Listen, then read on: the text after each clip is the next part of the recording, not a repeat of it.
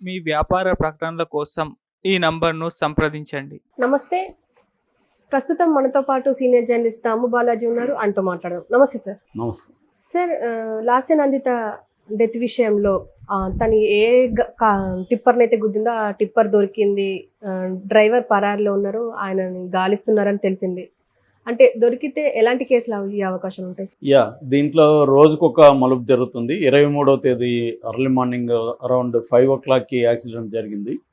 So దీంట్లో పోలీసులు అనేక కోణాల్లో దీన్ని చేస్తున్నారు. మామూలుగా పోలీసులు ఏంటంటే ఆ కారు XL6 అది మారుతి వాళ్ళది. ఆ వెహికల్ ఎట్లా డ్యామేజ్ అయింది ఏందనేది ఆ సీన్ని యాక్సిడెంట్ సీన్ని బాగా అనేక కోణాల్లో పరిశీలించారు. అదేంటంటే 500 మీటర్ల దూరం నుంచి అంటే ఢీకొని ఏదన్నా బలంగా ఢీకొని అక్కడి నుంచి వెళ్ళి రైలింగ్ని ఢీకొంటుంది. అది వాళ్ళు కనిపెట్టింది. దాని మీద ఒక డస్ట్ ఉంది, red dust. So red mix tipper అయి ఉండొచ్చు, లారీ అయి ఉండొచ్చు అనేది అనుకున్నారు. సో ఆ వైపుగా మొత్తం సీసీటీవీలు ఆ పర్టికులర్ స్పాట్లో సీసీటీవీ లేదు. ఆ రోడ్లో ఓఆర్ఆర్లో సీసీటీవీలు చూసినప్పుడు మొత్తంగా ఆ టైంకి 6 టిప్పర్లు వెళ్ళినట్టుగా గుర్తించారు. సో వాటిని సీసీటీవీల ద్వారా పట్టుకోవడానికి టైం పట్టింది. ఎందుకంటే వందలాది వెహికల్స్ మామూలుగా వెళ్తుంటాయి కాబట్టి ఈ 6 ఎవరు ఏంటనేది పట్టుకోవడానికి ఇప్పుడు మనకి 1 వారం వరకు టైం పట్టింది వాళ్ళకి. సో నిన్న వాళ్ళు ఆ టిప్పర్ని ట్రేస్ చేశారు. ట్రేస్ చేసి పట్టుకున్నారు. ఆ టిప్పర్ డ్రైవర్ని కూడా అదుపులోకి తీసుకున్నారని చెప్తున్నారు. ఇంకా వివరాలు బయట పెట్టడానికి పోలీసులు ఇష్టపడట్లేదు. ఎందుకంటే ఎంక్వైరీ ఫర్దర్గా కూడా చేయాలి. సో అతను అంత పెద్ద యాక్సిడెంట్ జరిగితే అతను వెళ్ళిపోయాడంటే అతను కూడా బాధ్యుడే కదా. అతను ఇన్ఫామ్ చేయాలి, ఆగాలి. అవేమన్నా ఇమ్మీడియట్గా చేస్తుంటే బతికేవాళ్ళేమో. సో అతను అంత పెద్ద యాక్సిడెంట్ అయినాక అతను వెళ్ళిపోవడం అనేది ఖచ్చితంగా అతని మీద కూడా కేసు పెడతారు. సో దీంట్లో ఇంకొన్ని విషయాలు కూడా బయటకు వచ్చాయి. మన మీడియా కూడా ఇండిపెండెంట్గా ఈ మధ్య ఏం జరుగుతుందంటే ఏది జరిగినా మీడియా పోలీసులు ఒక పక్క ఎంక్వైరీ చేస్తుంటే మీడియా కూడా వెళ్ళిపోయి మీడియా ఇన్వెస్టిగేషన్ చేస్తారు కదా. అలాగా మీడియా ఇన్వెస్టిగేషన్లో వాళ్ళ సిస్టర్ నివేదిత, ఇంకొక సిస్టరు, 2 సిస్టర్లు ఉన్నారు ఆ రోజు. వాళ్ళ పాప 12 ఏళ్ల పాప శ్లోక అనే పాప ఉంది. సో వీళ్ళంతా వేరే వెహికల్లో ఉన్నారు. యాక్చువల్గా ఈ పాప లాస్య నందిత వెహికల్లో ఉంటే ఈ పాపని వై జంక్షన్ కోకటిపల్లి దగ్గర ఫోన్ చేయించి ఆపిచ్చి తమ వెహికల్లోంచి పాపని దించేసి వీళ్ళు వెనక్కి వచ్చారు. ఒక డాబాలో టిఫిన్ ఉంటుంది, మేము తీసుకొస్తామని. డాబా అంతకుముందు చూశారు వాళ్ళు. సో అలాగా ఆకాష్ వచ్చి అతను పిఏ కమ్ డ్రైవర్. సో అతను డ్రైవ్ చేస్తున్నాడు. వీళ్ళు యాక్చువల్గా ఆల్రెడీ తెలిసిందే సదాశివపేట దగ్గర ఒక విలేజ్లో దర్గా మిస్కిన్ బాబా దర్గా పూజలు చేసి వస్తున్నారు.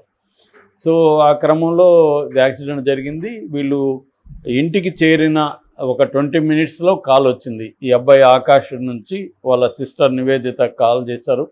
కాల్ చేసి ఇట్లా యాక్సిడెంట్ అయింది, మా ఇద్దరు గాయాలు జరిగినాయని చెప్పారు. వాళ్ళు మామూలుగా ఎవరైనా యాక్సిడెంట్ అయింది గాయాలు జరిగాయంటే పెద్ద గాయాలేమి ఉండదులే, ఫోన్ చేశాడంటే అని అనుకున్నారు. ఈ లోపల వాళ్ళ ఫ్రెండ్స్ని పంపించారు, వాళ్ళ సిస్టర్ ఫ్రెండ్స్ని.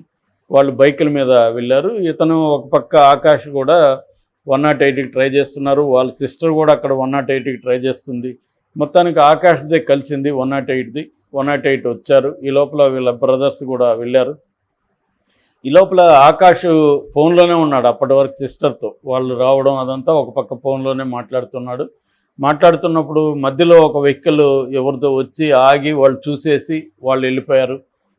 దాని తర్వాత ఒక పోలీసు పెట్రోల్ వెహికల్ చూడకుండానే వాళ్ళు వేగంగా వెళ్ళిపోయారు.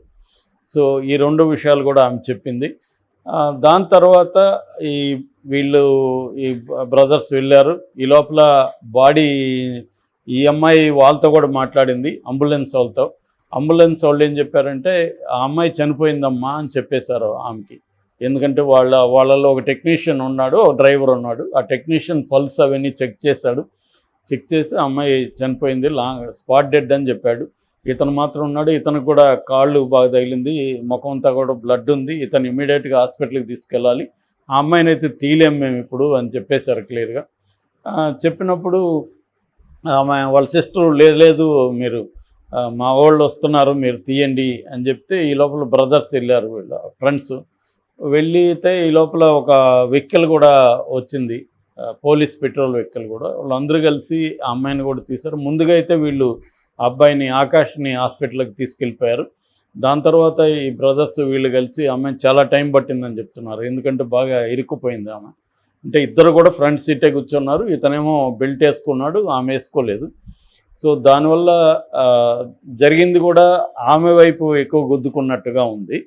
సో మొత్తంగా ఆమె బెల్ట్ లేదు కాబట్టి ఎదురుగా కొట్టుకోవడంతో రిబ్స్ మొత్తం నలిగిపోయినాయి. సో పళ్ళు ఆరు పళ్ళు ఊడిపోయినాయి, తొడ ఎముక ఇరిగిపోయింది. అలాగా సిచ్యువేషన్. ఇతనికి కూడా రిబ్స్ ఇరిగాయి, కానీ బెల్ట్ వేసుకోవడం వల్ల ఇతనికి ఎయిర్ బ్యాగ్ ఓపెన్ అయింది, అది సేవ్ చేస్తుంది. ఆమె కూడా బెల్ట్ వేసుకుంటే ఎయిర్ బ్యాగ్ ఓపెన్ అయ్యిండేది, ఆమె గాయాలు అయింటాయి కానీ చనిపోయిండేది కాదు. చాలామంది చేసే తప్పు ఏంటంటే బెల్ట్ వేసుకోరు, డ్రైవర్ వేసుకున్న పక్కన వాళ్ళు వేసుకోరు. ఒక్కొక్కసారి ఈ మధ్య కార్లలో అది వేసుకోకపోయినా అరుస్తూ ఉంటుంది కాబట్టి వాళ్ళు వెనక నుంచి దాన్ని ఇలా పెట్టి దాన్ని మోసం చేస్తుంటారు. దాన్ని మోసం చేసామనుకుంటారు కానీ అది మన ప్రాణాలకే ప్రమాదం. సో అనేక మంది చెప్తున్నా కూడా చాలామంది నేనే చూశాను, చాలామంది ప్రొఫెషనల్ డ్రైవర్స్ కూడా బెల్ట్ వేసుకోరు. ఒక ఆయన అయితే బెల్ట్ ఎందుకు వేసుకోరు అంటే నాకు అద్దరు చొక్కా నలిగిపోతుంది అన్నాడు. అలాంటి సిల్లి కారణాలతో బెల్ట్ వేసుకోకుండా ఉంటారనమాట.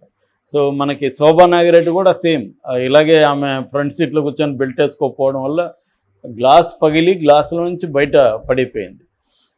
చాలాసార్లు బెల్ట్ వేసుకోకపోవడం వల్ల సివియర్ యాక్సిడెంట్ జరుగుతాయి. ఎందుకంటే ఇప్పుడు వస్తున్న వెహికల్లో బెల్ట్కి ఎయిర్ బ్యాగ్కి లింక్ ఉంటుంది, నువ్వు బెల్ట్ వేసుకుంటేనే ఎయిర్ బ్యాగ్ ఓపెన్ అవుతుంది, లేదంటే అది అవ్వదు. సో అలాగా ఆమె చనిపోయింది. దాని తర్వాత ఒక ఛానల్ వాళ్ళు ఈ అంబులెన్స్ డ్రైవర్తో కూడా మాట్లాడారు. అంబులెన్స్ డ్రైవర్ కూడా ఇప్పుడు నేను చెప్పిన స్టోరీ ఆయన వైపు నుంచి కూడా చెప్పాడు.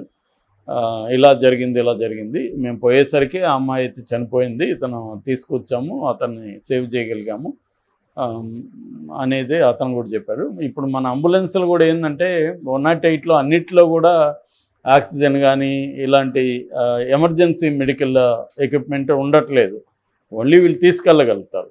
నిజానికి అది ఆంధ్రప్రదేశ్లో కొన్ని వాటిలో ప్రవేశపెట్టారు అలాగే. అప్పుడేమవుతుందంటే ఎమర్జెన్సీ ఇమీడియట్గానే అందుతుంది, వీళ్ళ డిస్టెన్స్ కూడా అవసరం లేదు.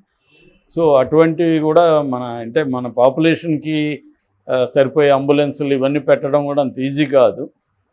బట్ ఏదేమైనా ఆ అబ్బాయిని అయితే సేవ్ చేయగలిగారు. అతన్ని తర్వాత పోలీసులు ఆకాష్ని చేసినప్పుడు ఆకాష్ నాకేం గుర్తు లేదని చెప్తున్నాడు. ఒక్కోసారి ట్రామా జరిగినప్పుడు మనకి గుర్తుండకపోవచ్చు, సడన్గా జరిగిందనుకో, మన యాక్సిడెంట్ అంటేనే సడన్గా జరుగుతాయి, సడన్గా జరిగినప్పుడు గుర్తుండదు. సో ఇప్పుడు టిప్పర్ చాలా ఇంపార్టెంట్. నేను అప్పుడు కూడా చెప్పాను, టిప్పర్ని వీళ్ళు గుద్దారా, టిప్పరే వచ్చి గుద్దిందా అనేది కూడా డౌటే. ఎందుకంటే వాళ్ళ సిస్టర్స్ కూడా డౌట్ ఎక్స్ప్రెస్ చేశారు. అట్లాగే ఒక అడ్వకేట్ కూడా దీని మీద డౌట్ ఎక్స్ప్రెస్ చేశారు. ఎందుకంటే ఈమున్న కంటోన్మెంట్ ఏరియాలో ల్యాండ్ వాల్యూస్ చాలా పెద్దవి ఉంటాయి, అక్కడ అనేక పంచాయతీలు గతంలో వీళ్ళ ఫాదర్ చేసేవాడు, ఈమె కూడా చేసింది. సో అట్లా ఎవరన్నా ల్యాండ్ మాఫియా ఉండి ఈమెనేమన్నా ఏదన్నా చేయడానికి ట్రై చేశారా అనేది కూడా అనుకున్నారనమాట. సో ఆ యాంగిల్లో పోలీసులు కూడా విచారిస్తున్నారు. ఇప్పుడు టిప్పర్ డ్రైవర్ని కానీ విచారిస్తే ఖచ్చితంగా పోలీసులు అక్కడి నుంచి సమాచారం అయితే లాగలరు. ఇది నిజంగా ప్యూర్ యాక్సిడెంట్ అయినా లేకపోతే టిప్పర్ ఏమైనా వెనక నుంచి గుద్దిందా, అంటే ముందు నుంచి గుద్దిందా, వెనక నుంచి ఏం కాలేదు కాబట్టి ముందు రివర్స్లో ఏమైనా వచ్చి గుద్దిందా, ఏం జరిగి ఉండొచ్చు అనేది. ఎందుకంటే ఒక్కొక్కసారి మనం ఊహించని లాజిక్ అందని విధంగా జరుగుతుంటాయి యాక్సిడెంట్లు. సో మనమేమో హైవేలో ఎదురుగా ఎట్లా వస్తుంది వెహికల్ అని మనం అనుకోవచ్చు, కానీ ఆ టైంలో అర్లీ మార్నింగ్ టైంలో ఫాలో అయ్యి ఉండొచ్చు వీళ్ళు. అక్కడి నుంచి ఒక నిజంగా ప్లాన్ చేస్తుంటే చేసి ఉండొచ్చు, ఒక మాఫియా అయితే ప్రొఫెషనల్గా వాళ్ళు పెట్టుంటే చేసి ఉండొచ్చు. ఎందుకంటే చాలాసార్లు యాక్సిడెంట్ల రూపంలో హత్యలు చాలా జరుగుతున్నాయి. ఆ యాంగిల్లో ఏమన్నా కూడా జరిగి ఉండొచ్చా అనేది కూడా పోలీసులు యాంగిల్ చేస్తున్నారు. అతన్ని కూడా ప్రశ్నిస్తున్నారు. ఎందుకంటే రాత్రంతా జర్నీ చేయడం వల్ల అతనికి నిద్రమత్తు వచ్చిందా, లేకపోతే అతను ఎవరైనా వెహికల్ వచ్చి ముందు గుద్దుంటే అతనికి ఐడియా రావాలి. ఒకవేళ మెమరీ ఇమీడియట్గా రాకపోయినా మెల్లగా మెమరీ కూడా వస్తుంది. సో ఆకాష్ని ఇంకా విచారించాల్సి ఉంటుంది. ఈ టిప్పర్ డ్రైవర్ మీద చాలా విషయాలు ఆధారపడి ఉన్నాయి. అది నాకు తెలిసి ఈరోజు రేపట్లో బయటకు వచ్చేస్తాయి.